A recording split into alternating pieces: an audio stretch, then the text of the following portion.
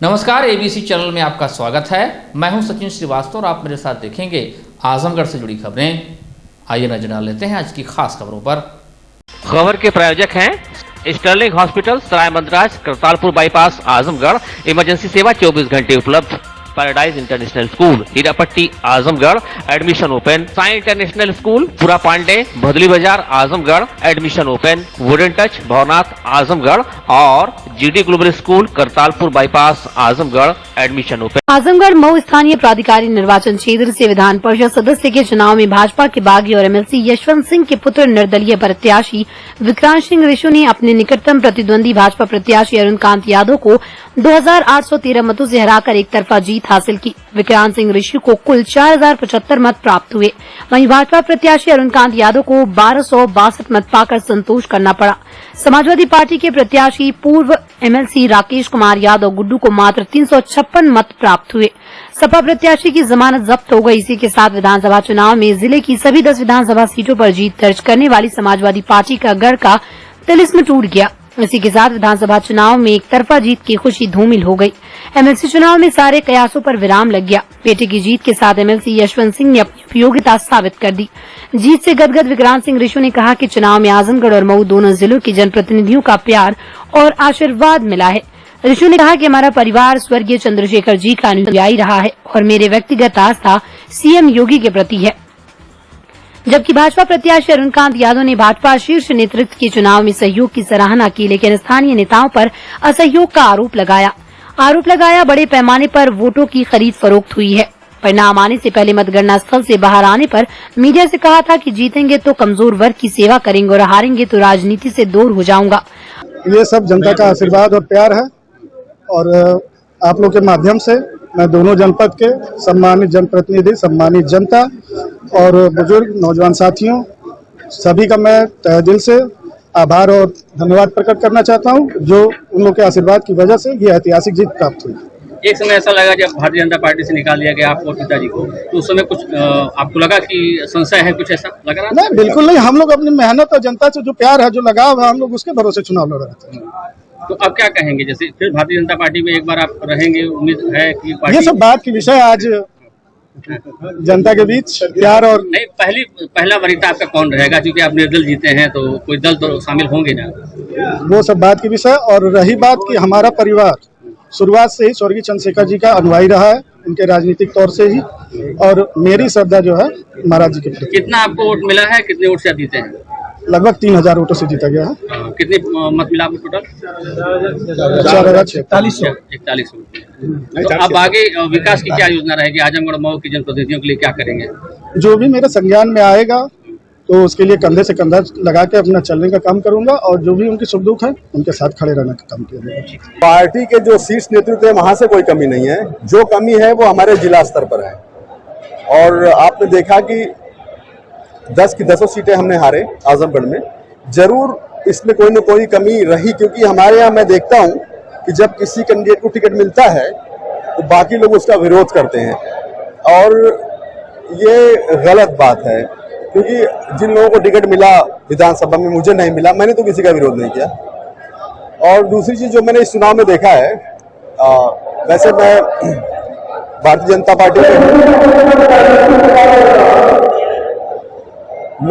जनता party में हूं, जो समाज के ऐसे लोग हैं हमारे उत्तर प्रदेश में जो अनडेवलप्ड हैं या बहुत गरीब तबके के लोग हैं, मैं उनके लिए बात करता हूं, उनका हिमायती हूं भारतीय जनता पार्टी में, उनके लिए मैं पैरवी करता हूं। पर मैं जो चीज देख रहा हूं कि बड़े पैमाने पर यहाँ पर खरीद फरोख्त हुई है और उन्हीं की हुई है जिनका मैं हिमायती हूं। तो मुझे लगता है कि जो विचार हैं या कामकाज या किसी का सहयोग ये मायने नहीं रख रहा है, जो मैंने अभी तक महसूस किया है इसमें, क्योंकि सारे लोग जनप्रतिनिधि हैं और जनप्रतिनिधि बिक जाएंगे, मुझे ये उम्मीद नहीं थी। और छोटे तो बात ही छोड़िए, बड़े बड़े सांसद विधायक लेवल तक के लोग बिक गए, तो मैं और छोटे नेताओं की क्या बात करूं। बस कीमत अच्छी होनी चाहिए, बिकते तो सारे ही हैं। पिता का सहयोग कितना मिला? क्या चीज? पिता का सहयोग कितना मिला? मैं सही बताऊं, मैंने इस चुनाव को अकेले लड़ा है और मैंने बिल्कुल अकेला चाहे वो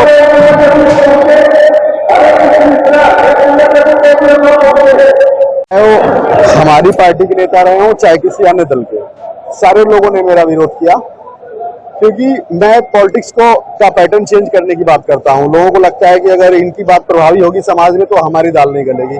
इस वजह से सारे लोगों ने हमारा विरोध किया। और लेकिन मैं लोगों से कहना चाहता हूं कि अगर आप समझदार नहीं बनोगे तो फिर आप कैसे उम्मीद कर सकते हो कि आप एक बेहतर जिंदगी जी पाओगे। आप समझिए इस तरह से कि लोग 9-9 बार 8-8 बार 10-10 बार सांसद विधायक बन करके बैठे हुए हैं, पर उन्होंने समाज को क्या दिया है? अगर दिया तो सिर्फ अपने परिवार को और खुद को। उसके बाद भी लोगों की आंखें नहीं खुलती, उनके पीछे अंधभक्त बन के टहलते, तो ठीक है। बाकी अगर मैं जीतता हूं तो समाज के लिए कुछ अच्छी चीज करने की कोशिश करूंगा, जो मैंने वादा किया है। और अगर मैं हारता हूं तो मैं फिर अपनी बेहतर जिंदगी जीना चाहता हूं, ये सब छोड़ छाड़ के। आजमगढ़ मऊ स्थानीय प्राधिकारी निर्वाचन क्षेत्र से नवनिर्वाचित निर्दलीय विधान परिषद सदस्य विक्रांत सिंह ऋषु एमएलसी यशवंत सिंह के पुत्र हैं। मूल रूप से मऊ जिले के हल्दी मऊ सरौना निवासी विक्रांत सिंह ऋषु स्नातक के बाद इंजीनियरिंग के लिए दाखिला लिए थे, लेकिन राजनीति के चर्चित नाम पिता यशवंत सिंह के पदचिन्हों पर चलने की ललक उन्हें राजनीति की तरफ खींच लाई। शुरुआत में अपने गांव हल्दी मऊ सरौना में 2017 की ग्राम पंचायत के चुनाव में ग्राम प्रधान का चुनाव लड़ने का मन बनाया था, लेकिन ऊंची सोच यानी मऊ से जिला पंचायत अध्यक्ष पद का चुनाव लड़ने की इच्छा से मऊ जिले की सुल्तानीपुर सीट से जिला पंचायत सदस्य का चुनाव लड़े और जीत भी गए। मुख्यमंत्री योगी आदित्यनाथ के करीबी रहे पिता यशवंत सिंह के बल पर जिला पंचायत अध्यक्ष पद के लिए टिकट की दावेदारी की, लेकिन मायूसी हाथ लगी। उसके बाद विधान परिषद के चुनाव में एक बार पुनः भाजपा से टिकट मांगा, लेकिन पार्टी ने फूलपुर पवे विधानसभा क्षेत्र से पूर्व विधायक अरुणकांत यादव को टिकट दे दिया। इसके बाद बगावत कर निर्दलीय प्रत्याशी रूप में नामांकन पत्र दाखिल किया और मंगलवार को जब नतीजा आया तो भाजपा प्रत्याशी को ही 2813 मतों के अंतर से हराकर जीत दर्ज करते हुए इतिहास रचा। Wooden touch Bhawarnath Azamgarh, a complete hardware store. हमारे यहाँ branded plywood, flush door, designer door, PVC door, 4 mica, fancy hardware, kitchen की चिमनी एवं मॉड्यूलर किचन की एक्सक्लूसिव रेंज उपलब्ध। अपने आशियाने में लगाइए 4 चांद, पहुंचिए वुडन टच भवरनाथ आजमगढ़। आजमगढ़ मऊ स्थानीय प्राधिकारी निर्वाचन क्षेत्र के एमएलसी चुनाव में जब निर्दलीय प्रत्याशी विक्रांत सिंह ऋषु ने जीत दर्ज की तो उनके समर्थकों ने ऋषु के साथ ही शेरे पूर्वांचल यशवंत सिंह जिंदाबाद के नारे भी लगाए। भारतीय जनता पार्टी से निष्कासन के बाद भी एमएलसी यशवंत सिंह ने आजमगढ़ मऊ सीट पर अपनी ताकत का एहसास करा दिया। अपने बेटे विक्रांत सिंह ऋषि को निर्दलीय प्रत्याशी के तौर पर उतारकर उन्होंने भाजपा से बगावत की, जिसका नतीजा रहा कि पार्टी ने उन्हें 6 साल के लिए निष्कासित कर दिया। बावजूद इसके उन्होंने अपने बेटे को भारी मतों से जीत दर्ज कराकर पूर्वांचल में अपना लोहा मनवा लिया। 2017 में उत्तर प्रदेश में भारतीय जनता पार्टी की सरकार बनने के बाद सीएम योगी के लिए एमएलसी सीट छोड़ने वाले पूर्व मंत्री यशवंत सिंह राजनीति के धुरंधर खिलाड़ी हैं।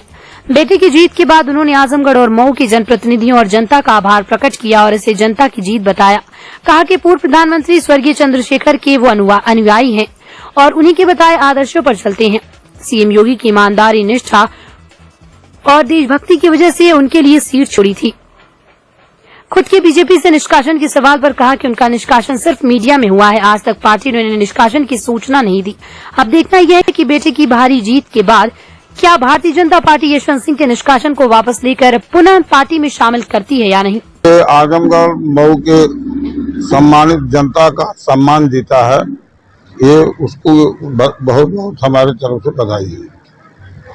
विकास के लिए को लेकर जो है आजमगढ़ और मऊ लेकिन क्या योजनाएं बनाएंगे आप? देखिए, उत्तर प्रदेश की सरकार और भारत की सरकार विकास की योजनाएं आजमगढ़ और मऊ के लिए विशेष रूप से बना रही है। विकास की योजनाएं सरकार बनाती है, जनप्रतिनिधि अपनी आवाज उठाता है। अच्छा, इसी चुनाव को लेके आपकी पार्टी ने आपको 6 साल के लिए निष्कासित किया, तो क्या निर्दल आपके पुत्र के जीतने के बाद पार्टी में आपकी आस्था कितनी बनी रहेगी? देखिए, पार्टी से हमारा लगाव उतना नहीं है। मेरा लगाव तो मैं चंद्रशेखर जी हमारे राजनीति के आदर्श हैं और उन्हीं के हम लोग आदर्श मान करके राजनीति करते हैं। भारतीय जनता पार्टी में आदरणीय योगी आदित्यनाथ की ईमानदारी और उनकी निष्ठा और देशभक्ति से प्रभावित होकर ही मैंने अपनी सीट उन्हें दिया था। मुझे कोई मलाल नहीं है, पार्टी अपने हित में कोई फैसला की होगी वह केवल मीडिया में और अखबारों तक ही रहा है। मेरे पास तो अभी तक आज के दिन तक नहीं पहुंचा है। मुझसे न किसी ने कोई शिकायत की है न कोई आपत्ति दर्ज कराई है, तो अभी उस पर हम बोलने का कोई हक नहीं बनता। क्या आप यही मानते हैं कि निष्कासन आपका नहीं हुआ? मुझे नहीं मिला तो मैं कैसे उसको मान लूं कि मेरा निष्कासन हो गया। Sterling Hospital Sarai Mandraj Kartarpur bypass Azamgarh doctor A.K. Tripathi sugar, BP, thyroid, gastrology, हृदय रोग, गुर्दा रोग, मानसिक रोग, न्यूरो रोग विशेषज्ञ डॉक्टर सोनल पाटिल स्त्री प्रसूति एवं बाजपन रोग विशेषज्ञ डॉक्टर D.K. पटेल दमा, TB, COPD, खांसी में खून आना, फेफड़े में पानी मवाद, निमोनिया, स्टोफीलिया, खर्राटे आना, फेफड़े का कैंसर। सुविधाएं ICU, ECG, pathology, private ward, general ward, सुसज्जित ऑपरेशन थिएटर, इमरजेंसी सेवा 24 घंटे उपलब्ध। 2022 के विधानसभा चुनाव में आजमगढ़ व मऊ दोनों जिलों की 14 विधानसभा सीटों पर 13 सीटों पर सपा का कब्जा रहा, जबकि मऊ की एकमात्र सीट पर भाजपा को विजय हासिल हुई। आजमगढ़ जिले की सभी सीटों पर सपा का कब्जा है। इसके बाद भी विधान परिषद के चुनाव में समाजवादी पार्टी के राष्ट्रीय अध्यक्ष अखिलेश यादव के गढ़ आजमगढ़ में सपा प्रत्याशी राकेश यादव गुड्डू अपनी जमानत तक नहीं बचा पाए। राकेश यादव को 356 मत पर ही संतोष करना पड़ा। एक माह पूर्व जिले के दौरे पर आए सपा सुप्रीमो अखिलेश यादव ने जिले के सभी विधायकों से सपा प्रत्याशी की मदद करने की अपील की थी, पर सपा सुप्रीमो की इस अपील को जिले के समाजवादी नेताओं ने हल्के में ही ले लिया। यही कारण है कि सपा प्रत्याशी को मुंह की खानी पड़ी। आजमगढ़ जिले को सपा का गढ़ माना जाता है। जिले की यदि राजनीतिक समीकरण की बात की जाए तो इस जिले की सभी 10 विधानसभा सीटों पर सपा का कब्जा है। एक महीने पहले हुए संपन्न विधानसभा चुनाव में समाजवादी पार्टी ने जिले की सभी सीटों पर कब्जा किया था। जिले की जिला पंचायत अध्यक्ष सीट भी सपा के कब्जे में है। पंचायत चुनाव में सैकड़ों की संख्या में सपा समर्थक प्रधान व BDC चुनाव जीते थे। कई जिला पंचायत सदस्य लेकर ब्लॉक प्रमुख भी समाजवादी पार्टी से जुड़े हुए हैं। बावजूद इसके सपा प्रत्याशी को करारी हार का सामना करना पड़ा। इसको लेकर सपा के नेताओं का कहना है कि पार्टी में विधान परिषद के चुनाव में भीतर घात हुआ है। ऐसे में शीर्ष नेतृत्व को इन्हें पहचानने की जरूरत है। नाम न लिखने की शर्त पर सपा के वरिष्ठ नेता का कहना है कि पार्टी के पदाधिकारी व जिला अध्यक्ष लगातार सपा प्रत्याशियों को चुनाव मजबूती से लड़ने के इनपुट देते रहे। इसके बावजूद भी सपा प्रत्याशी ने चुनाव बहुत हल्के में लिया। यही कारण है कि हार का सामना करना पड़ा। MLC चुनाव में समाजवादी पार्टी को मिली करारी हार की समीक्षा करनी होगी, क्योंकि अपने ही गढ़ में पार्टी के प्रत्याशी राकेश यादव की जमानत जब्त होना ये दर्शाता है कि प्रत्याशी से लेकर आजमगढ़ मऊ के 13 विधायक के साथ ही जिला पंचायत सदस्य, महाप्रधान, प्रधान, BDC और ब्लॉक प्रमुख सभी इस हार के जिम्मेदार हैं, क्योंकि इतनी बड़ी संख्या में होने के बाद भी वो पार्टी प्रत्याशी की जीत तो छोड़िए जमानत तक नहीं बचा सके। सपा के राष्ट्रीय अध्यक्ष अखिलेश यादव को घर के विभीषणों की तलाश करके कार्रवाई करनी होगी, नहीं तो लोकसभा के उपचुनाव में पार्टी को बड़ा खामियाजा भुगतना पड़ेगा। साई इंटरनेशनल स्कूल पूरा पांडे निकट RTO office भदली Bazar Azamgarh ICSE board new Delhi से मान्यता प्राप्त। प्रत्येक क्लास में स्मार्ट क्लास की व्यवस्था। ICSE के अनुसार छात्र और अध्यापक अनुपात, सुव्यवस्थित साइंस और कंप्यूटर लैब, इंडोर और आउटडोर स्पोर्ट्स फैसिलिटीज, सभी विषय के अनुभवी शिक्षक, पूरे सिटी में वाहन की सुविधा। Admission open for new session, nursery to class 9 and 11। अपने बच्चों के उज्जवल भविष्य के लिए आज ही संपर्क करें। साई इंटरनेशनल स्कूल पूरा पांडे निकट RTO ऑफिस भदली बाजार आजमगढ़। ये अद्भुत व अभूतपूर्व दृश्य है उस आस्था का कि जिसका लोगों को पीढ़ियों से इंतजार था। आजमगढ़ जिला प्रशासन ने सोमवार को चंद्रमा ऋषि आश्रम में काशी विश्वनाथ की तर्ज पर तमसा आरती का आयोजन कर जनपद के लोगों के सदियों के इंतजार को खत्म कर दिया।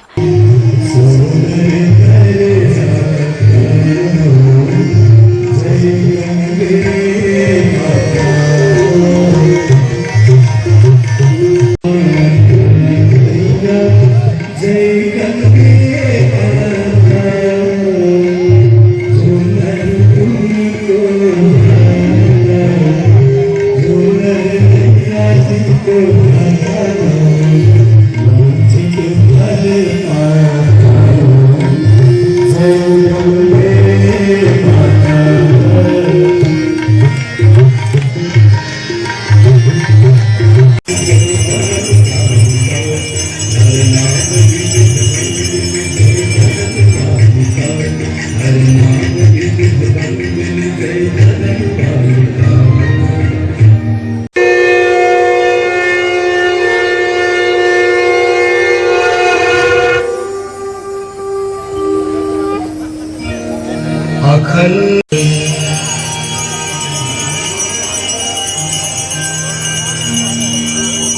आपदामपहर्तारं दातारं सर्वसंपदां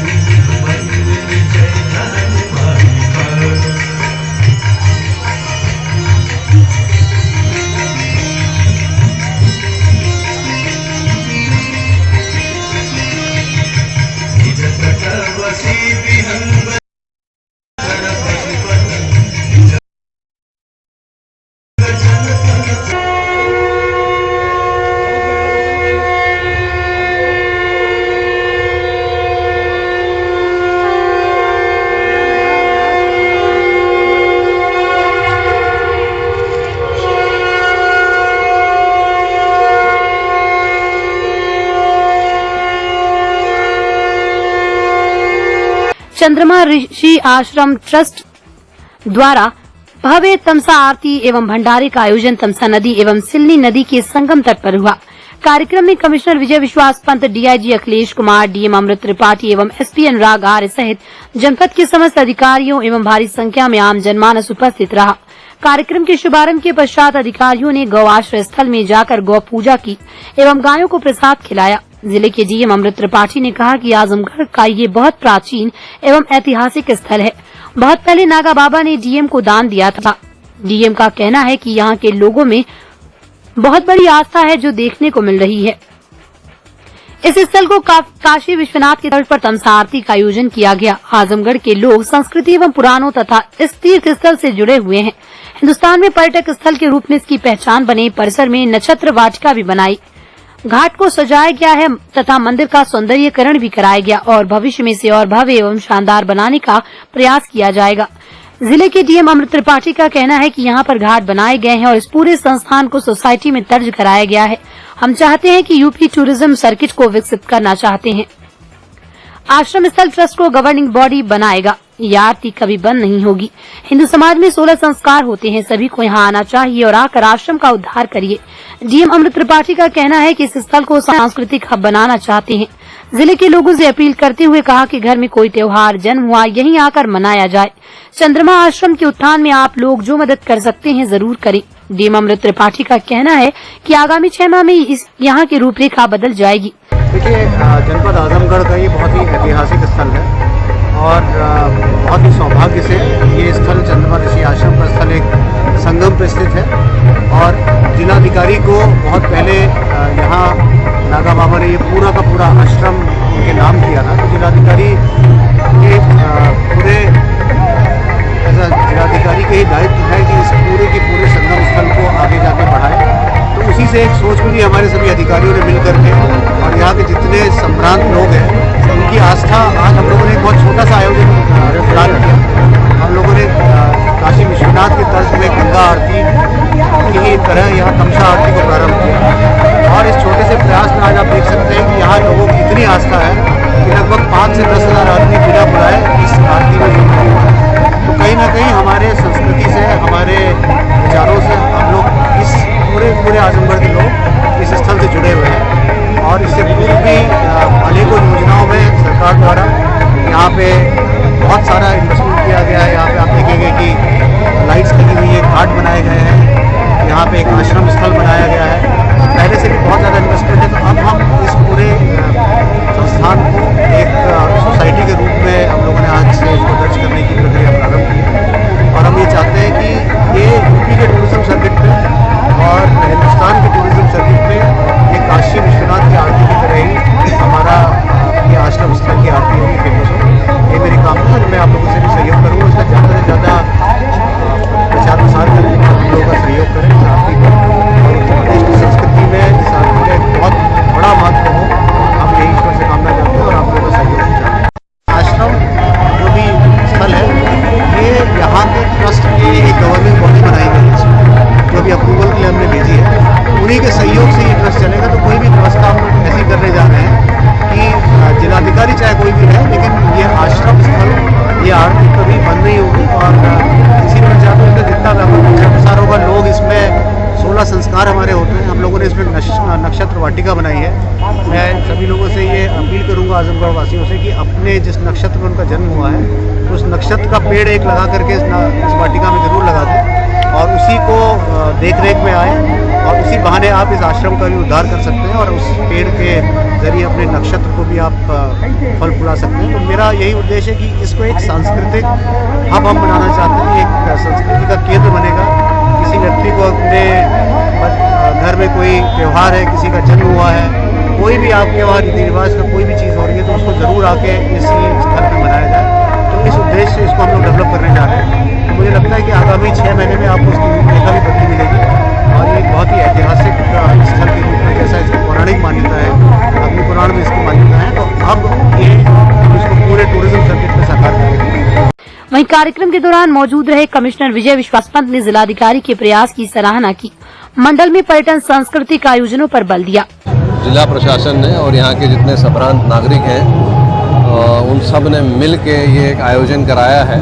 बहुत अच्छा आयोजन है और ये हमारी सांस्कृतिक धरोहर है। इसको यहाँ के लोग जाने समझे और इनका अगर आप उत्साह देखेंगे, लोगों से मिलेंगे, जानेंगे, तो महसूस करेंगे उसको। मैंने इसको महसूस करा। छोटे बच्चे हों, चाहे वो महिलाएं हों, पुरुष हों, तो इस आयोजन से जुड़ के उनको बहुत अच्छा लगा है। और मेरा ये मानना है कि जो जिलाधिकारी हैं, उन्होंने ट्रस्ट की जो नई नव संरचना करी है, उससे कुछ इस प्रकार की गतिविधियां होंगी जिससे यहाँ धार्मिक कार्यक्रम और साथ में पर्यटन के कार्यक्रम भी धार्मिक मान्यताओं की जो सम्मान रखते हुए जो पर्यटन यहाँ संभव है, उन कार्यक्रम को कराएंगे और इस क्षेत्र की शोभा और इसका जो गौरव है वो आगे और बढ़ेगा।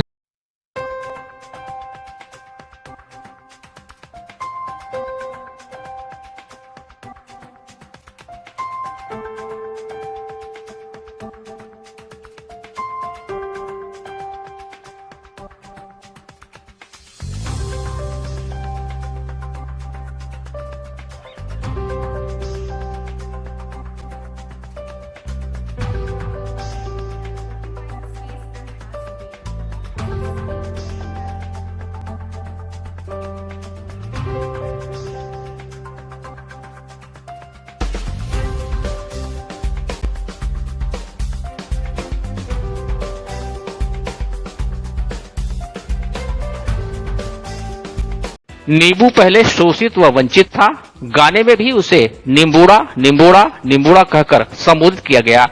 अब जाकर उसको इज्जत मिली है। अपने भाव से उसने अपना भाव बना लिया है। जी हाँ, खान पान के स्वाद में सबसे अहम भूमिका निभाने वाले नींबू मिर्ची के बढ़े दाम ने इन दिनों लोगों का जायका बिगाड़ दिया है और साथ ही उनका रुतबा भी। पेट्रोल, गैस, डीजल के दामों में बढ़ोतरी के कारण हरी सब्जियों के भाव तो पहले ही रोजाना बढ़ रहे हैं, उस पर अब नींबू और मिर्ची की आवक कम होने और डिमांड बढ़ने की वजह से दाम 7वें आसमान पर हैं। दुकान से लेकर घर तक बुरी नजर से बचाने के लिए नींबू मिर्च लटकाने की प्रथा सदियों से चली आ रही है, लेकिन दूसरों को नजर से बचाने वाले नींबू मिर्च को खुद ही महंगाई की नजर लग गई है। बाजार में जो नींबू पहले 200-300 रुपए प्रति सैकड़ा मिल रहा था, वो लगभग 3 गुना बढ़कर 600-700 रुपए सैकड़ा पहुंच गया है।